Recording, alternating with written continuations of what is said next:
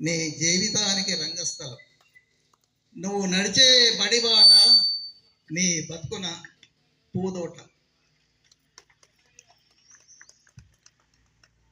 Last ఒక చిన్న కవిత మాసాల గురించే, మనసాల గురించే.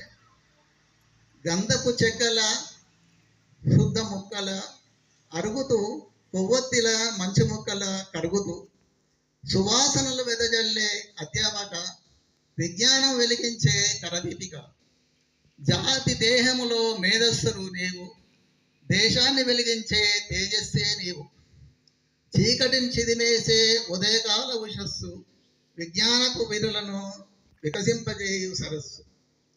వృత్తులలో నీ వృత్తి పరమ ప్రవిత్వం, నీ జీవితమే కాంతులేను కరపత్రం.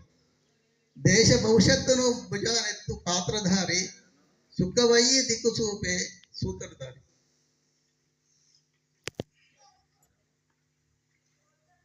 చివరగా పడమటి కేశవపూర్ పాఠశాల గురించి ఒక పద్యం చదివి